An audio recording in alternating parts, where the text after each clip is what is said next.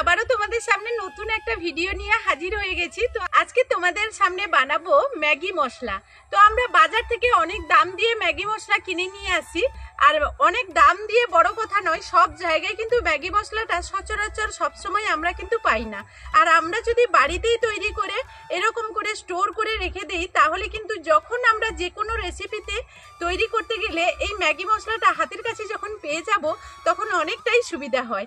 সেই কারণে আজকে কিন্তু আমি তোমাদের বাড়িতে থাকা সামান্য কিছু উপকরণ দিয়ে এই ম্যাগি মশলা বানিয়ে দেখাবো। তো বন্ধুরা, পুরো ভিডিওর সঙ্গে থাকো, আশা করব আজকের ভিডিওটা ভীষণই ভালো লাগবে। তো আমি দোকানের মতো এই ম্যাগি মশলা তৈরি করার জন্য যেই উপকরণগুলো নিয়েছি সেগুলো একটু তোমাদেরকে দেখিয়ে দিই।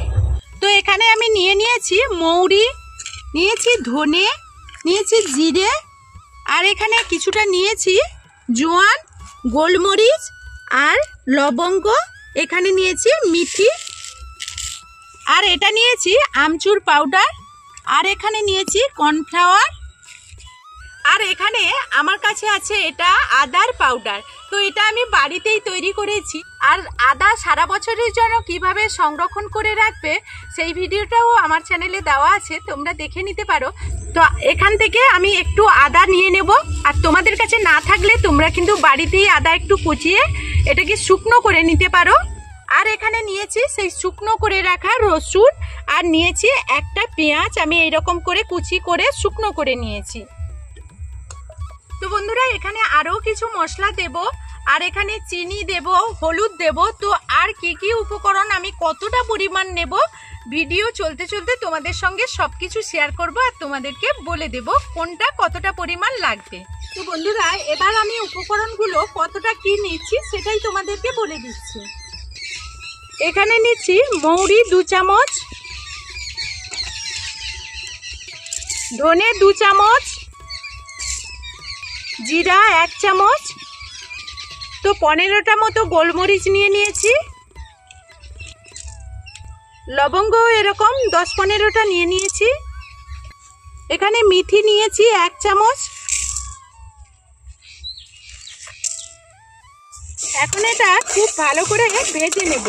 তো এটা ভাজার সময় কোনোভাবে কিন্তু পুড়িয়ে ফেলা যাবে না, এটা এত সুন্দর করে হালকা আঁচেই কিন্তু ভেজে নিতে হবে, যাতে এর কালারটা যাতে না নষ্ট হয়ে যায় সে বিষয়ে খেয়াল রাখতে হবে। একেবারেই কিন্তু লো আছে এটাকে ভেজে নিতে হবে। এখন আমি মশলাটাকে খুব ভালো করেই ভেজে নিয়েছি, আর এইভাবে লালচে কালার হবে। এটা কিন্তু একেবারে পুড়িয়ে ফেলা যাবে না, আর একেবারে কালো করে নেওয়া যাবে না। 1 থেকে 2 মিনিটের মতো ভেজে নিতে হবে। এটা কিন্তু বেশি ভাজাও চলবে না, আর একেবারেই হালকা আঁচ। তোমাদের বারবার বলছি, মশলাটা কিন্তু পুড়ে গেলে সেটাকে ম্যাগি মশলা তৈরি করতে পারবো না। আর এখন আমার হয়ে গেছে, আমি এটাকে নামিয়ে নিচ্ছি। এখন আমি মশলাটাকে নামিয়ে নেব। এখন নিয়ে নেব এখানে পেঁয়াজ আর রসুন। তো বন্ধুরা, এই সময় কিন্তু তোমরা চাইলে কিন্তু পেঁয়াজ আর রসুনটা স্কিপ করতে পারো, কারো যদি পছন্দ না হয় এখানে পেঁয়াজ রসুনটা স্কিপ করলেও হবে। আমি এখানে নিয়ে নিচ্ছি আদার গুঁড়ো 1 চামচ,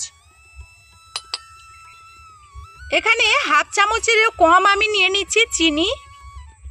তো কালারের জন্য আমি এখানে নিয়ে নিচ্ছি 4 চামচের 3 ভাগের 1 ভাগ আমি কিন্তু হলুদ গুঁড়ো নিয়ে নিচ্ছি।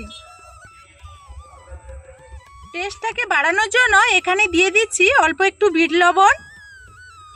তো এই সবগুলোকে এখন আমি একসঙ্গে বেটে নেব।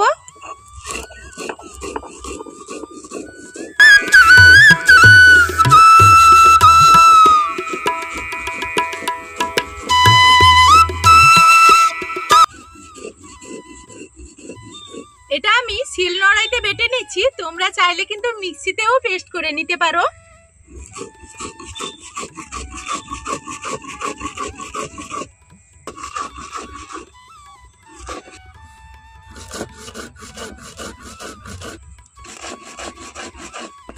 এটা আমার খুব ভালোভাবে বেটে নিয়েছি শিলনোড়াইতে। এখন এইরকম একটা ছাঁকনির ওপরে আমি তুলে নেব, তাহলে চালিয়ে নিলে কি হয়, মিহি একটা পেস্ট পাওয়া যায়। তোমরা মিক্সিতে যদি পেস্ট করো সেটাতেও চালিয়ে নেবে।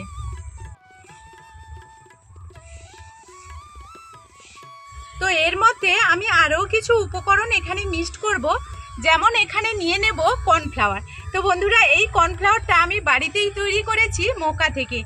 তোমরা চাইলে এই ভিডিওটা আমার চ্যানেলে দেওয়া আছে, দেখে নিতে পারো। এখানে কর্নফ্লাওয়ার দেব 1 চামচ। আমি এখানে আমচুর পাউডার দিয়ে দিচ্ছি 1 চামচ। আমি এখানে লঙ্কা গুঁড়ো দিয়ে দিচ্ছি 1/2 চামচ মতো। তো এখানে আমি কাশ্মীরি লঙ্কাই দিয়েছি, আর তোমরা চাইলে এখানে কাশ্মীরি লঙ্কা না পেলে শুকনো লঙ্কা দুটো এখানে অ্যাড করে দিতে পারো, যখন আমরা মিক্সিতে পেস্ট করে নেব বা শিলনোড়াইতে। আর এখন এইগুলো চালিয়ে নেব।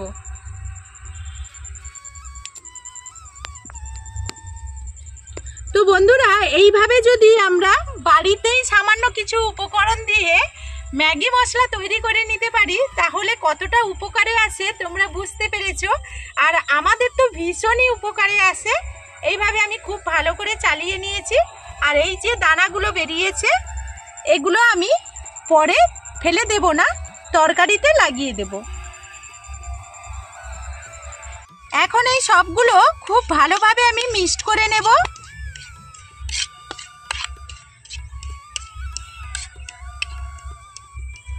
এইরকম কাচের জারের মধ্যে আমি 2 থেকে 3 মাস রেখে দেব। কাচের জারে রাখলে ভালো হবে। তো এই পাত্রে আমি রেখে দেব। আমার তো 2-3 মাস হবে না, আমার হয়তো 1 মাসের মধ্যে শেষ হয়ে যাবে, কারণ আমার প্রত্যেকটা প্রায় রেসিপিতে এই ম্যাগি মশলা লাগে। এই কারণেই খুব তাড়াতাড়ি শেষ হয়ে যাবে। তোমরা এটা যদি স্টোর করে রাখো 2 থেকে 3 মাসের মধ্যে শেষ করে। জারের মধ্যে আমি ভরে নিচ্ছি। তো বন্ধুরা, আজকের আমার এই ভিডিওটা যদি তোমাদের কোনো অংশে ভালো লেগে থাকে, তাহলে সুন্দর একটা কমেন্টের অপেক্ষায় থাকবো, কারণ তোমাদের এই নিত্য নতুন কমেন্টগুলো আমাদের নিত্য নতুন রেসিপি নিয়ে আসার জন্য উৎসাহ দেয়। তো এখনকার মতো এই ভিডিও থেকে বিদায় নেব। ফিরে আসবো নতুন কোনো ভিডিও নিয়ে। ততক্ষণ সবাই সবার পরিবারকে নিয়ে ভালো থাকবে, সুস্থ থাকবে।